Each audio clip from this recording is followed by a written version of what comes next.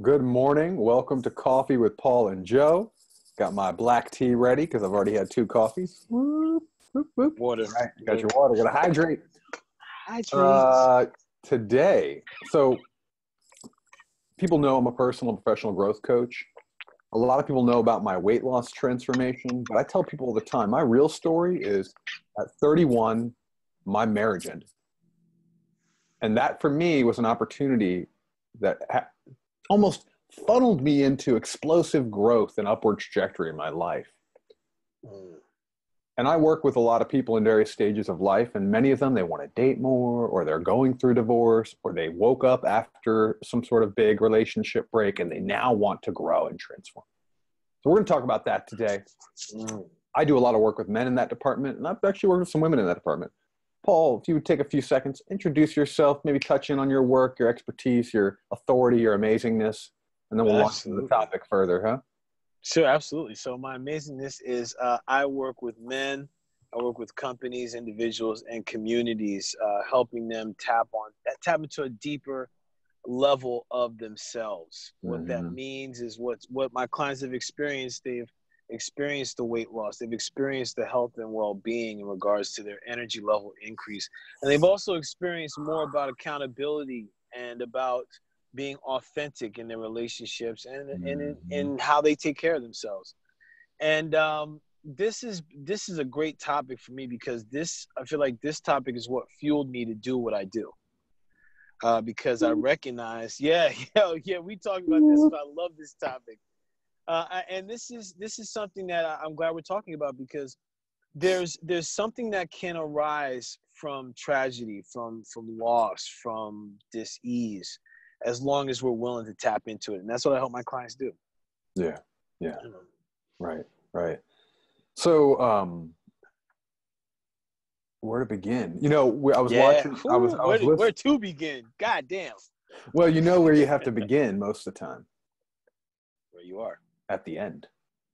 Oh, right? Okay. So this is my truth, right? My truth is I'm also here doing this because of divorce. 30-ish, 31, my ex-wife came to me and was like, look, man, this ain't working. Now, I'm delusional at the time. My models of relationship, as much as I love my parents, I love you, mom and dad. Dad, I know you watch this stuff. Weren't quite as balanced. Yeah, hi, Sean. Weren't quite as balanced or healthy when I was young as I want. They're much healthier now. Right. And so I kind of had this toxic relationship. We were fighting all the time. Things didn't work out well. There was tension. There was bickering. We weren't aligned in values. But I thought that was like, this is how marriage is. So we had a toxic situation. We had a stressful situation. We had an unhealthy situation. She was the only one smart enough to go, this ain't right. Right. So basically her saying, look, I'm one foot out the door was the moment where I started learning about myself, and about emotions and about relationship and about communication and about the body and about nervous system. When we actually fell apart was when things went and almost exploded. I remember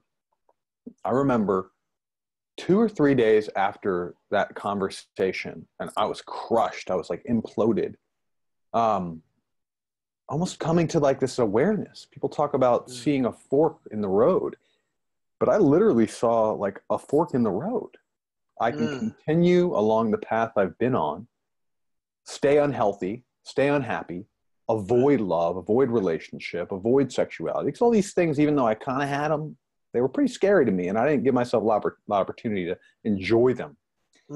Or I could shift.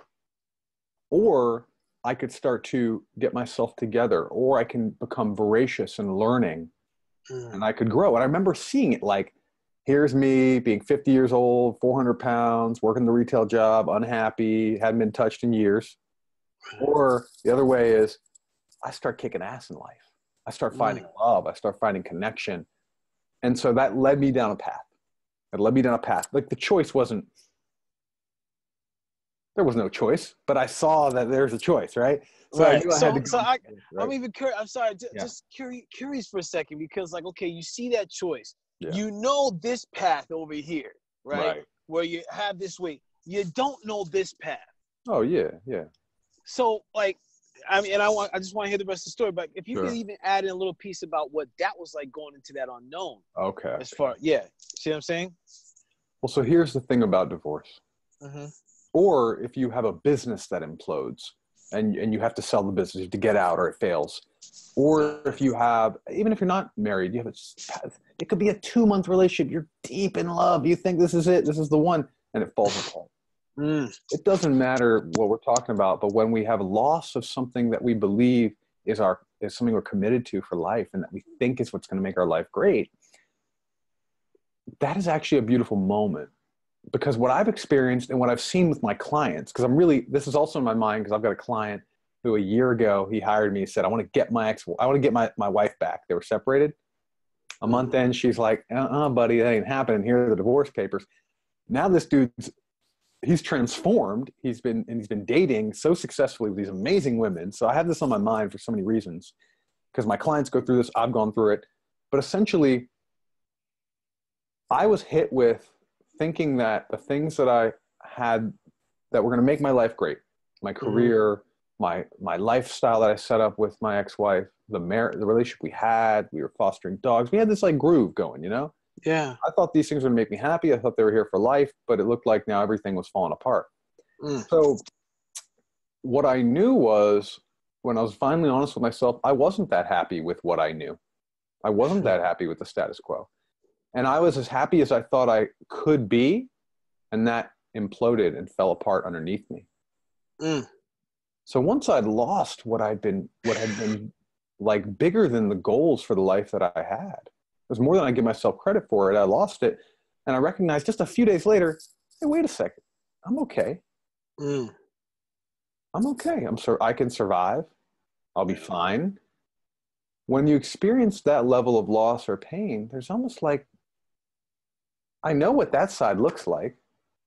I can go there. I don't want to go there. Right. So at that point, why not risk everything to go for something newer, bigger, and better? Chips in.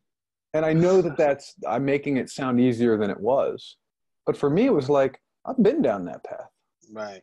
I know how I can be if I'm left to my default ways of being. If I'm left to my default beliefs. If I stay in the emotional consciousness that I'm in. If I stay in the kind of relational beliefs that I have, relational skills that I have, I know what this looks like. I know it's me being unhealthy, being unhappy, working a retail job that I like but don't love anymore. Right. And lonely. It wasn't driving you though. It wasn't right. like you. It's like it sounded like you had that trigger where you're just like, there wasn't like that primal fire for this. Well, I didn't want to go that path again. Okay. So I knew it's like I lived a Costanza life for a while. You know, that episode where he does everything with women. It's like, I'm just going to do everything the opposite of my intuition or my beliefs. So I kind of looked at life that way. Well, if I've gotten this far and I've done this well and I've experienced this pain living this way, what would be the opposites of what I would do? And I'm not just talking about women stuff. I'm talking about anything. Well, I'd sleep into the last minute. Well, instead I'm going to wake up at 6 a.m. and go to the gym. You know, it's like all these things. I used to watch TV. I used to get high and watch TV at night. Well, instead I'm going to stay sober and read a book or listen to a TED Talk or I'm gonna educate myself instead of numb. I'm gonna work my body instead of be stagnant. I'm gonna learn and I'm gonna play and I'm gonna flirt and I'm gonna do courses. I'm gonna do all this stuff to learn, right? Right. So the point was, it's not a motivator when we know what we want and we get there and it doesn't make us that happy and then we lose it. Yeah. The choice is easy. So here's what I want to actually look at the time that we have, man.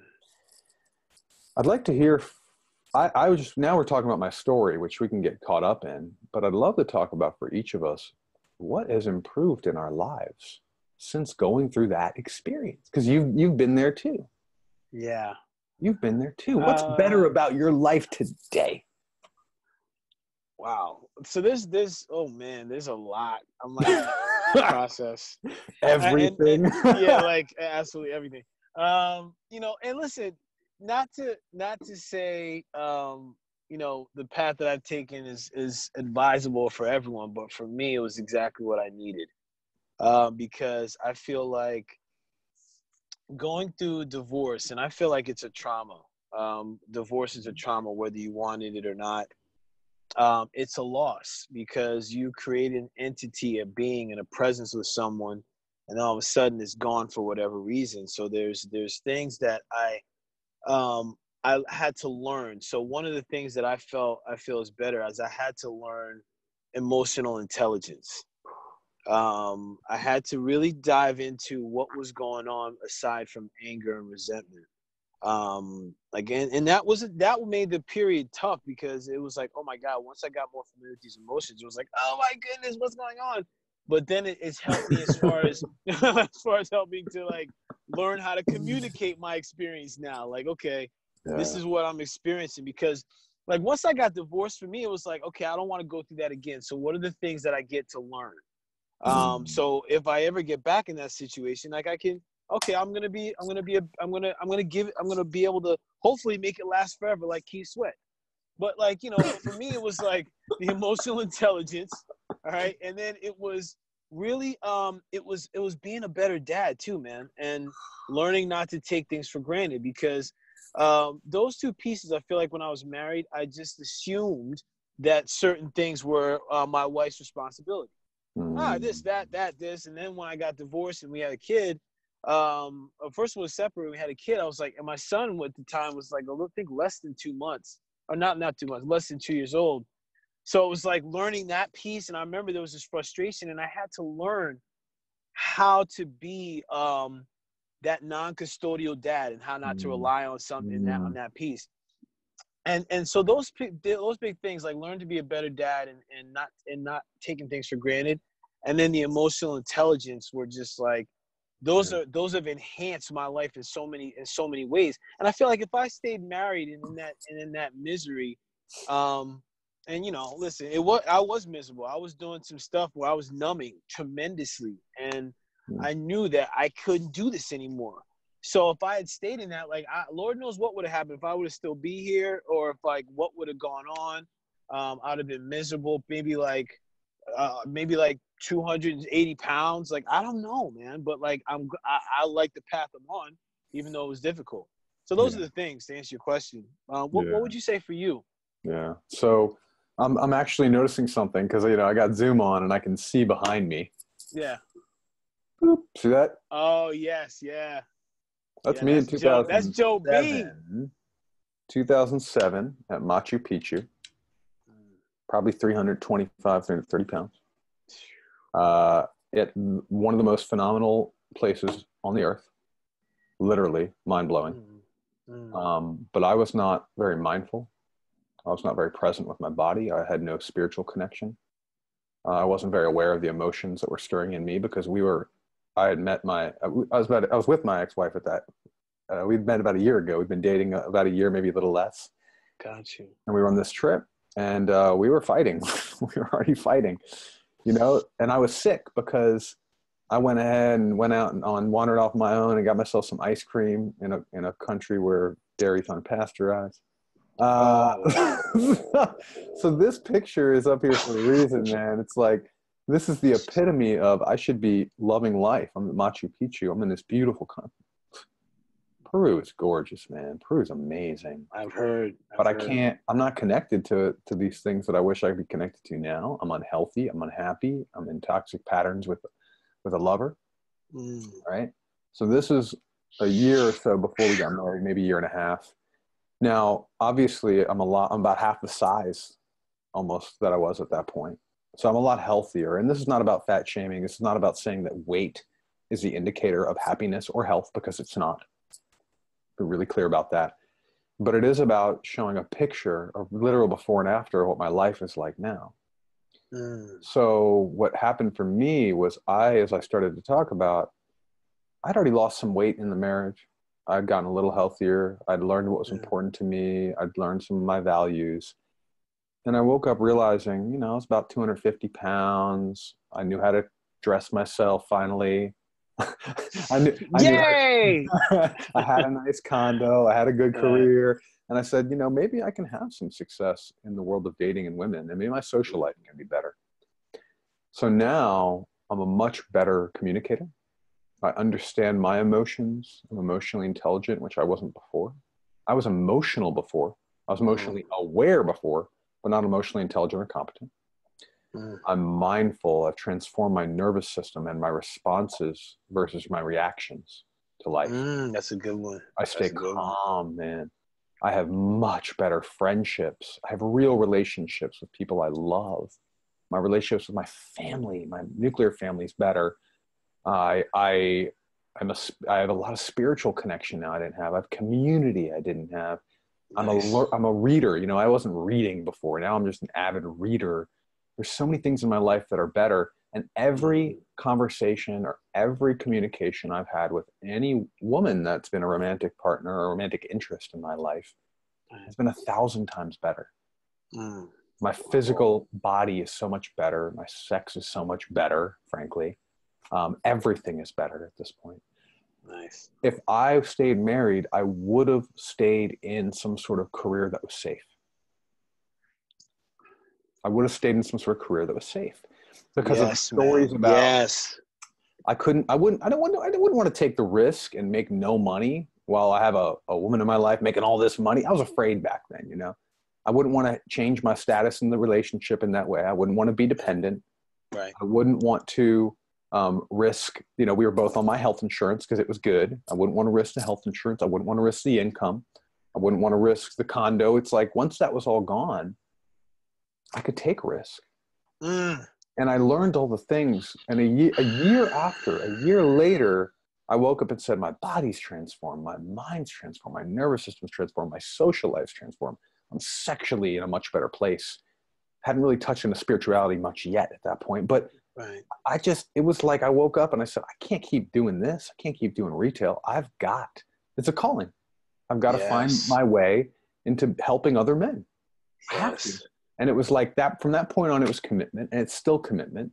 And my current business could fall apart and I'd go, okay, what's the next way I serve and get paid to do it? You know, it's just, now I'm committed to growth. I'm committed to the passionate work that I do.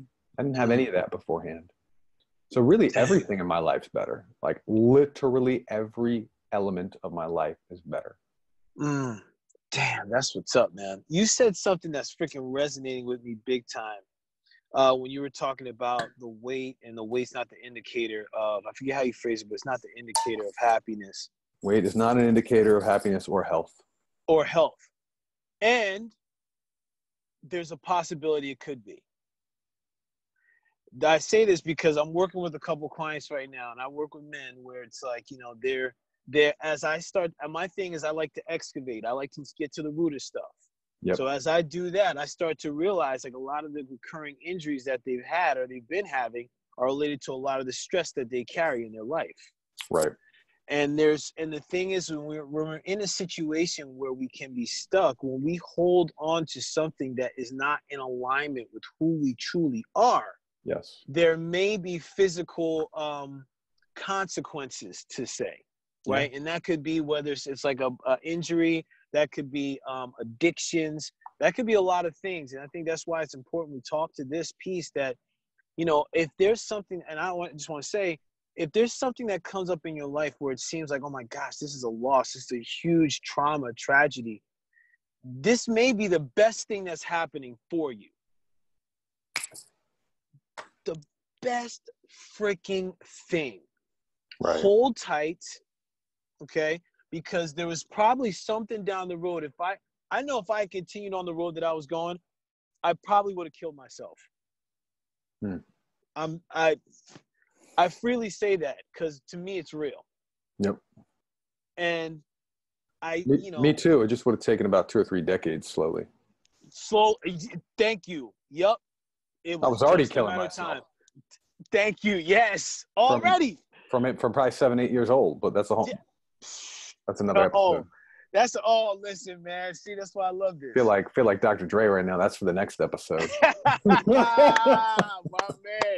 man.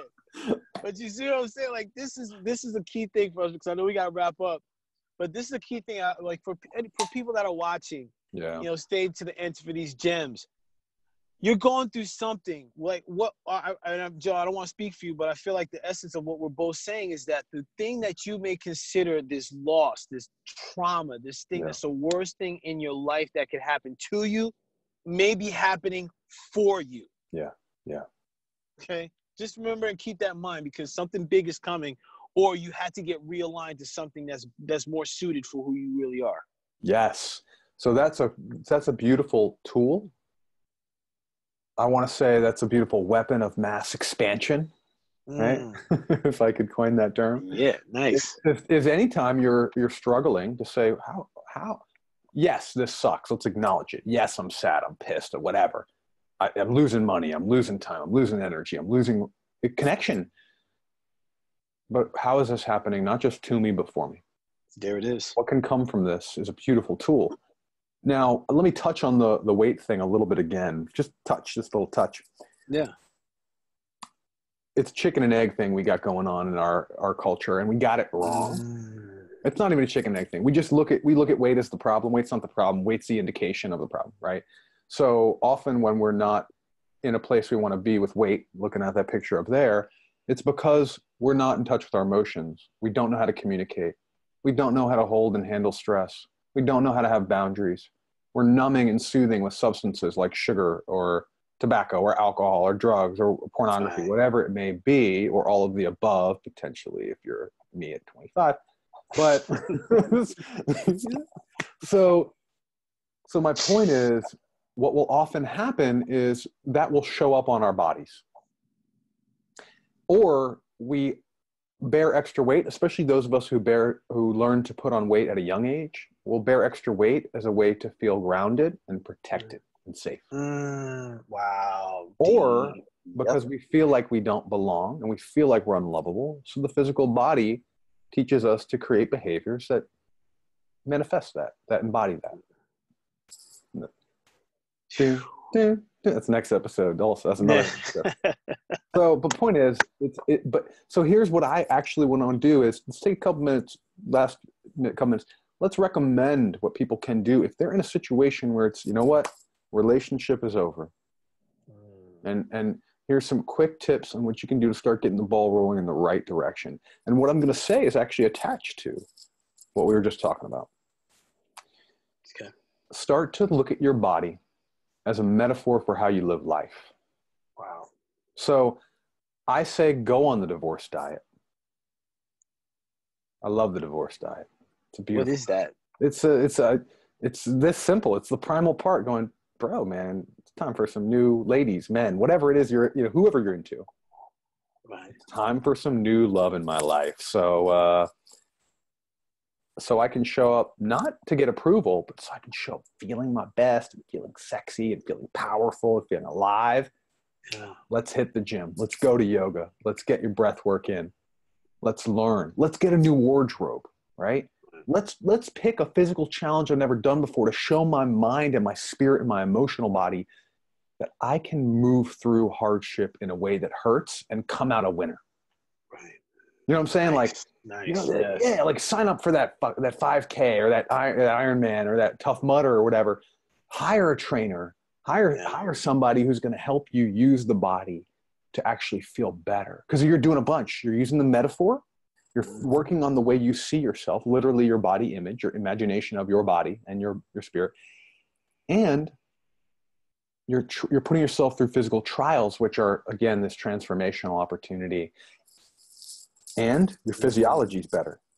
You want to avoid the depressions and the anxieties that go on in a typical breakup or relationship loss. Right. Why don't you give yourself a little extra serotonin and dopamine and lower your cortisol and raise your testosterone? Can I get it? No. Hey, man. Yeah. There's just too many reasons to use the body to transform. Truth, man. I'm gonna go with that was good, man. I'm gonna go with get a core to support. Yeah. Get a core to support, man, because there's gonna be some times, especially men tend to isolate. Women, in my judgment, they connect and check in with each other a lot more. For anyone going through anything, get a core to support. And what the heck does that even mean? It means that you have several people that you can call on at any time, at any moment, that can be an ear. I said that can be an ear, not to give advice, that can be an ear. Maybe ask some questions, challenge you when needed, but that's what you want to have during that time, because there's going to be some times you just need to express yourself. You may not know what you need to say. You need help. You need guidance. Have that core support. It's going to be a huge benefit and a win for you. Yes. I love it. I love it. And so on that point, I'd say that's one of the biggest things that we can do is find yourself a group.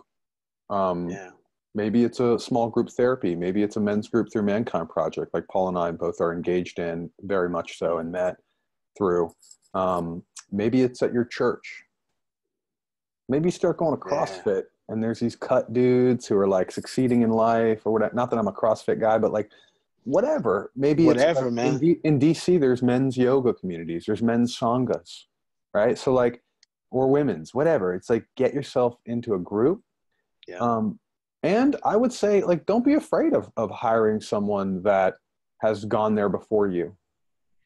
You know, like my client who I'm talking about, who has just, this guy's like, if life was a video game, he is like, he's finding the warp hole, you know, like in Mario. He's going from like level 2 to level 8. Nice. But it's because he's done all this. He's been studying, but he's also hired a therapist who's been through divorce and specializes in men's relationship. He's hired me, who's been through divorce and done a lot of transformational work. Specifically, he wanted these people that would actually know what he's been going through. And I did the same. I I got into dating coaching programs, group programs with dudes who were like, whose story was, I learned how to be a badass with women after divorce. You know, it's like, right now, I was going through a breakup 6 months ago. About 4 months ago, I rehired a coach to work on a lot of things: body, spirit, sexuality, love. It's like, these are times for transformation. So put in your resource, your time, energy, your money, you know? And on that note, those are going to be, I think those are really important. Work on your emotions, work on your body, find a group, find mentors, teachers, guides, trainers. Yes. We're just going to give 4. That's it right there, right? That's good, man. that's some good juiciness gems. Good juicy gems. Mm-hmm. Yeah, we next could do week another it list. is. Yeah. Yes. So I'm going to be quiet. I'm going to let you wrap us up and put any final words in here. So thank everybody for checking in. Thank you for listening to this podcast, this Time with Coffee, Coffee with Paul and Joe. Just to sum it up, when you're going through a tough time, get the support, and also remember that if it's happening to you, it's happening for you. It's a pleasure for us to be here. We love having these authentic conversations. Like, share, and stop back in the next time you see this video. All right? Mm-hmm. Take care, everybody. See you next time. Love you, everybody. Love you, Paul. Peace. Love you too, Joe. Peace.